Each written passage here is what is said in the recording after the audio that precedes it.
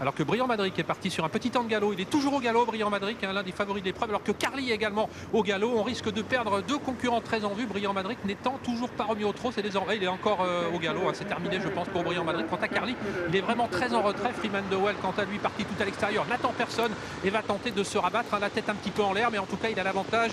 Egao Genilou en deuxième position à hauteur de Balzac de Litton, de même que Dollar Soyer, avec également Diamant de Tréaba. Quelle surprise de voir en début de course Carly au galop et Briand Madric également, deux des favoris qui ont perdu pratiquement toute chance. Carly a peut-être encore sa chance de revenir, mais il est très très loin.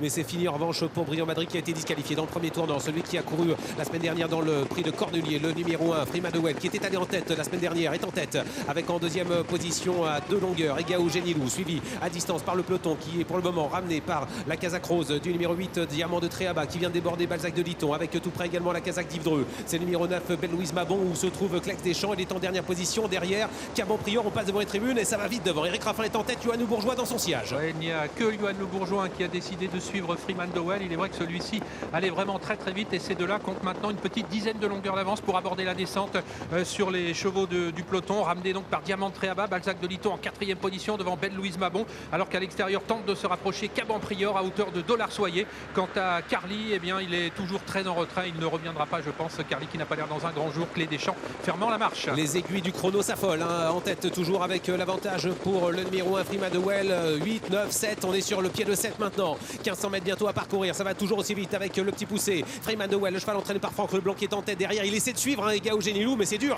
de suivre le rythme imposé par ce numéro 1 avec derrière en troisième position Diamant Tréaba qui essaie de faire la jonction en compagnie également de Balzac de Ditton. Belle-Louise Mabon est plus loin, c'est une course sans concession, c'est magnifique.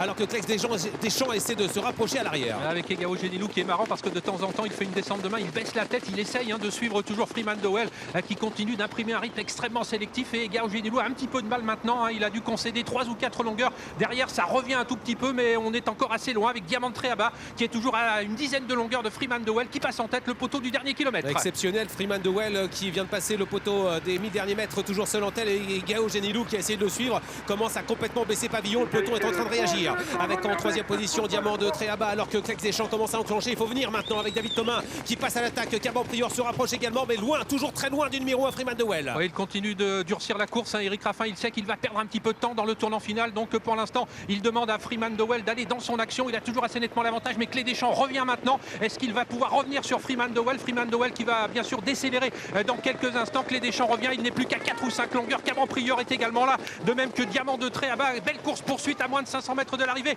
avec Freeman Dowell, donc qui se casse un petit peu comme il a l'habitude de le faire et qui va tenter de se relancer. Quelle course magnifique, quel prix Jacques Andrieux, c'est splendide avec le numéro 1 Freeman Dowell qui est en train de repartir. Mais Clex Deschamps est lancé à sa poursuite, il a refait du terrain, il est à 4-5 longueurs, l'entrée à la ligne droite avec Éric Raffin toujours en tête avec Freeman Dowell. Il repart avec en deuxième position Clex Deschamps suivi par Caban Prior qui va certainement se relancer à 200 mètres du poteau. Il a fait le spectacle, il a été magnifique. Freeman Dowell exceptionnel aujourd'hui qui va s'imposer de bout en bout avec en deuxième position Clex Deschamps qui est très très bon deuxième suivi par Caban Prior. Spectaculaire performance du numéro 1 Freeman Dowell. Deuxième place pour le numéro 14 Clex Deschamps, salué par son partenaire. La troisième place est pour Caban Prior suivi par Diamant Tréaba. Ça a été splendide.